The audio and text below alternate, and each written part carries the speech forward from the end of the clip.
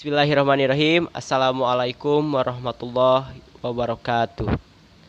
Halo teman-teman semua, apa kabar? Semoga dalam keadaan sehat dan dilancarkan rezekinya, amin. Pada kesempatan kali ini kami kelompok 6 akan mempresentasikan mengenai analisis lingkungan perusahaan Hijek Sandals. Sebelumnya kami akan memperkenalkan anggota kelompok kami terlebih dahulu. Yang pertama ada Deden Gilang Hidayat dengan NPM 203402179. Lalu ada Ahmad Fauji dengan NPM akhir 2237. Lalu ada Muhammad Sabik Najih Alhamdani dengan NPM akhir 101. Lalu ada Febriana Sari Utami dengan NPM akhir 238.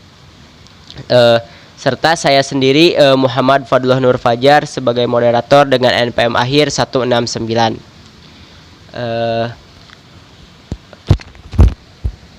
Baik, kami akan menjelaskan mengenai perusahaan Hijek Sandal ini dari masuk ke pasar internasional, kemudian analisis lingkungannya, STP, marketing mix, lalu sampai ke strategi pemasaran dari perusahaan Hijek Sandal itu sendiri.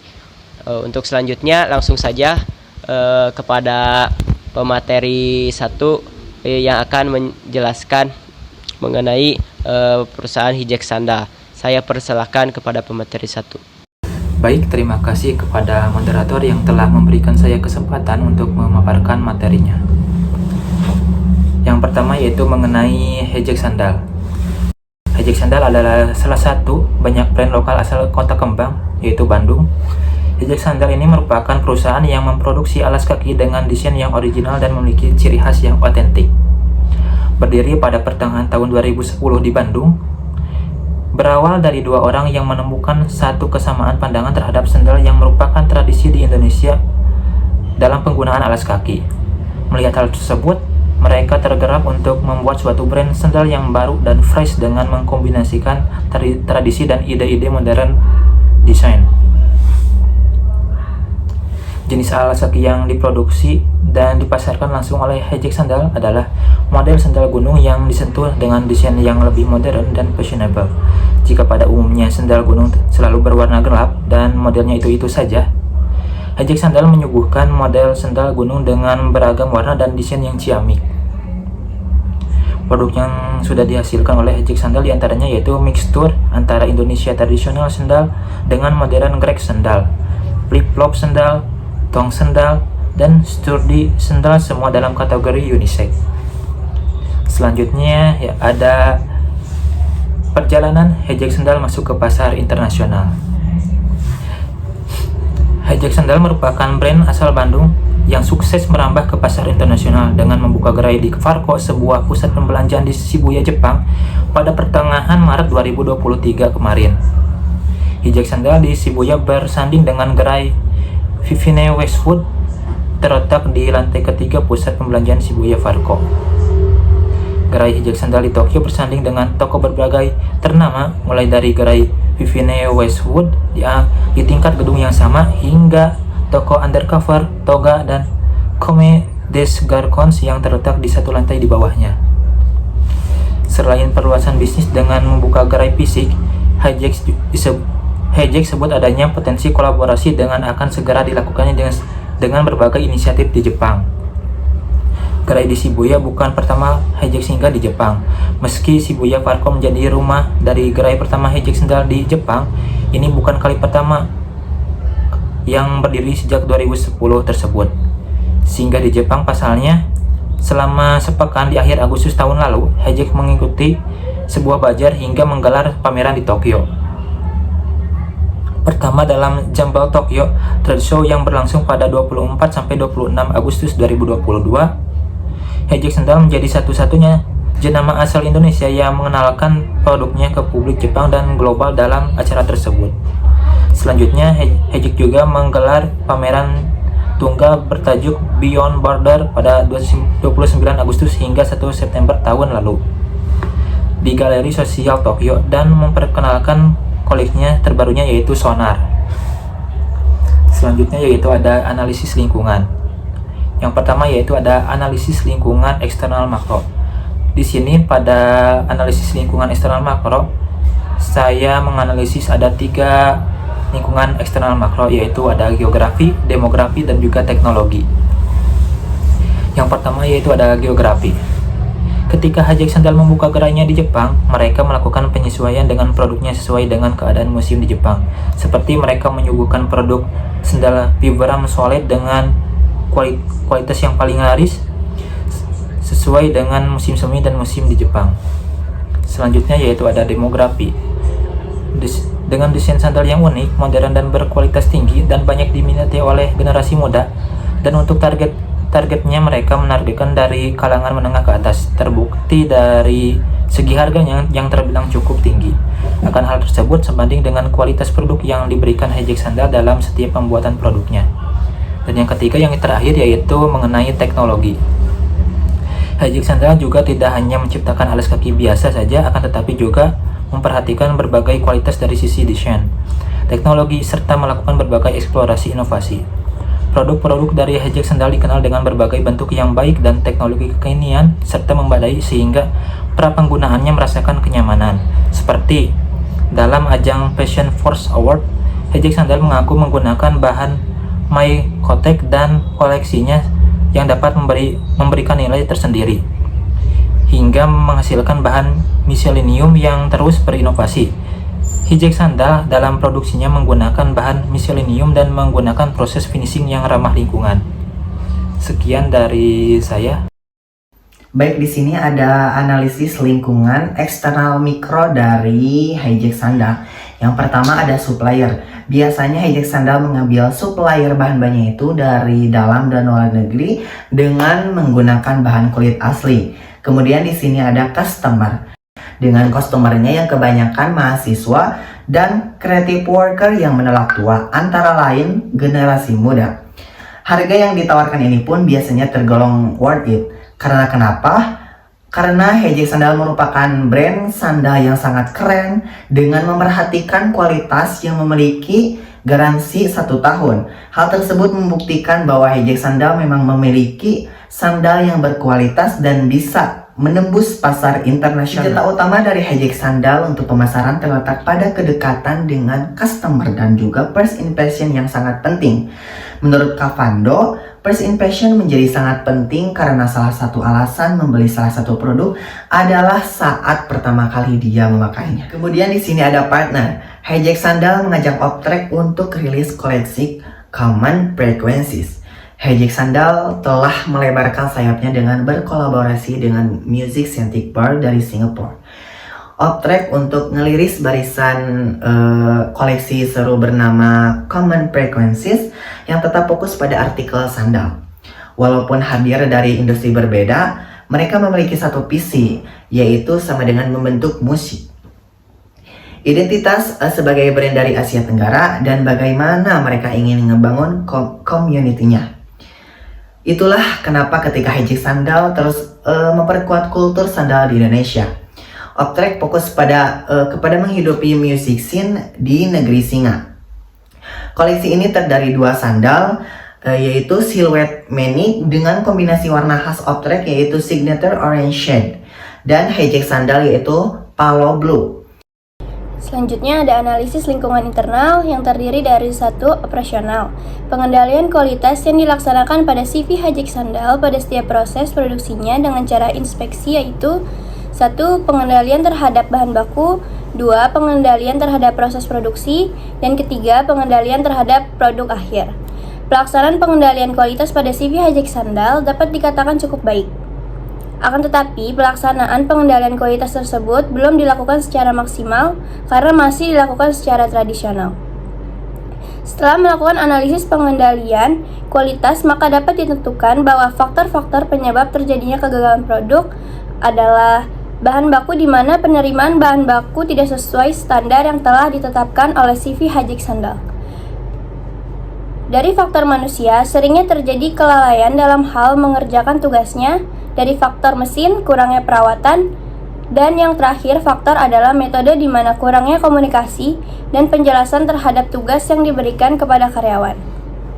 Untuk menekan tingkat kegagalan produk, maka CV Hijack Sandal bisa menggunakan alat bantu seperti statistical, proses kontrol, diagram Petro, dan juga diagram sebab akibat. Yang kedua, Hijack Sandal pun berani memberikan garansi.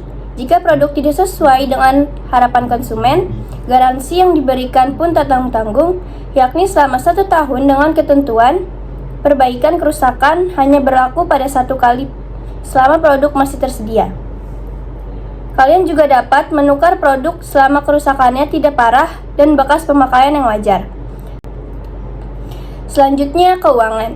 Pendiri Hijack, Jackie Gufron, menyebut modal awal memulai bisnis hanya 5 juta. Rata-rata omset Hijack saat ini mencapai 500 juta sampai 700 juta per bulan. Omset Hijack bahkan bisa menyentuh angka 1 miliar per bulan di waktu-waktu tertentu. Penjualan tertinggi 1 miliar per bulan, tapi rata-rata 500 sampai 700 juta katanya.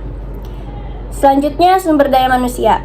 Karyawan berposisi penting dalam brand activation sebab karyawan berperan sebagai agen yang dapat menyampaikan identitas brand kepada konsumen. Pembentukan tim sudah melalui serangkaian proses penyaringan. Orang-orang yang sebelumnya terlibat menjadi ambasador Hijack akhirnya ditarik oleh CEO founder untuk menjadi kontributor tetap di Hijack. Memiliki visi yang sama menjadi penting dalam pembentukan tim. Pembentukan tim berdasarkan visi dan selera yang satu frekuensi. Hal ini yang didasari informasi menjadi kemudahan dalam proses komunikasi yang dilakukan kepada konsumen. Selanjutnya, adapun keuntungan atau benefit sebagai pekerja Hijack Sandal diantaranya: 1. Memberikan kesempatan kepada pekerja untuk memainkan peran utama dalam mengubah ide menjadi produk nyata. Yang kedua, akan bekerja sama dengan tim R&D lainnya, memberikan feedback mengenai praktikualitas dari desain yang diusulkan, dan melakukan riset bahan. Selain itu juga akan mengawasi seluruh proses pembuatan produk, mulai dari membuat pola hingga produksi massal. Yang ketiga, lingkungan kerja yang menyenangkan, progresif, sekaligus menantang di mana kamu dapat berkembang sebagai seorang individu yang kreatif. Teman-teman kerja berjiwa muda yang siap membagi ilmu dan berkolaborasi. Yang kelima, proyek-proyek seru yang sering melibatkan di mana lain yang orang-orang berada di industri kreatif. Yang keenam, setup atau alat-alat kerja yang kalian butuhkan sudah ada. Baik, selanjutnya yaitu marketing decision. Yang pertama yaitu ada target market. Target market ini terdiri dari segmenting, targeting, dan positioning. Yang pertama yaitu ada segmenting. Segmenting ini terbagi menjadi 3. Yang pertama yaitu ada segmentasi geografis, yang kedua ada segmentasi demografis, dan yang ketiga ada segmenting psikografis. Yang pertama yaitu ada segmenting geografis. Berdasarkan segmentasi geografis, brand asal Bandung ini memilih Parco, yaitu gerai internasional pusat pembelanjaan di Shibuya, Jepang pada pertengahan Maret 2023 lalu. Yang kedua ada segmenting demografis. Segmen ini mengelompokkan pasar menjadi beberapa variabel seperti usia, pendidikan, jenis kelamin, dan pendapatan. Hijack Sandal memilih anak-anak muda sebagai potensi pasar yang mereka pilih, baik pria maupun wanita. Yang ketiga yaitu ada segmentasi psikografis. Segmentasi psikografis menggunakan basis gaya hidup yang mencakup aktivitas sehari-hari serta ketertarikan seseorang untuk membedakan kelompoknya. Segmentasi tipe ini juga biasanya melihat aspek psikologis dari pelanggan, seperti apa dampak dari gaya hidup dan status sosialnya. Berdasarkan segmentasi psikografis, Hijack Sandal menawarkan untuk kalangan menengah ke atas. Hijack Sandal juga sangat memperhatikan kualitas sandalnya agar mempunyai daya tahan yang kuat, tidak cepat rusak, dan nyaman digunakan. Karena sebagian besar pembeli menggunakan sandal untuk kegiatan sehari-hari dan bertujuan untuk memperoleh manfaat kenyamanan. Yang kedua dari target market yaitu ada targeting. Menurut Kotler dan Armstrong, targeting adalah sebuah proses untuk mengevaluasi setiap daya tarik dan segmen pasar yang memilih satu atau lebih segmen yang dituju. Berdasarkan teori tersebut, Hayek Sandal memilih target market yang yaitu orang berusia sekitar 20-30 tahun seperti mahasiswa dan creative worker yang menolak tua, atau antara lain generasi muda aktif yang menyukai traveling dan juga sering hangout. Dan yang terakhir yaitu ada positioning. Hayek Sandal menerapkan inovasi produk yang berbeda dengan kompetitor, ketahanan, kenyamanan, hingga tren timeless sehingga awet untuk digunakan. Sekian dari saya kembalikan ke moderator. Terima kasih. Oke, yang selanjutnya yaitu strategi pemasaran. Ada beberapa strategi yang dapat dilakukan oleh Hayek Sandals dalam melakukan aktivitas pemasarannya di Jepang. Yang pertama yaitu menentukan tujuan komunikasi. Nah, apakah untuk menciptakan kesadaran, pengetahuan, kesukaan, pilihan, keyakinan, dan yang pastinya pembelian dari konsumen kepada produk-produk dari Hayek Sandals. Yang selanjutnya itu merancang pesan. Nah, dalam merancang pesan, Hayek Sandals dapat melakukan komunikasi dengan bahasa yang mudah dipahami, detail, dan juga simple. Selain itu juga komunikasi yang dapat menarik interaksi dengan konsumen agar pastinya konsumen lebih dihargai. Selanjutnya yaitu memilih saluran komunikasi. Nah, hal ini sedikit berbeda dengan Hayek Sandals yang biasa melakukan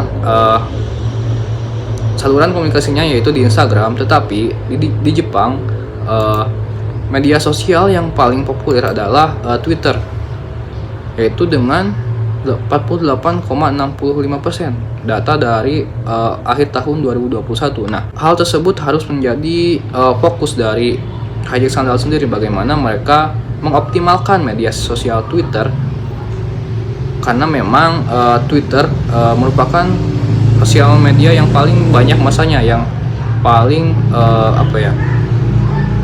berpotensi mendatangkan konsumen seperti itu. Selanjutnya yaitu membuat keputusan atas bauran promosi atau promotion mix, seperti menggunakan publisitas, advertising, dan juga pemasaran langsung atau direct marketing.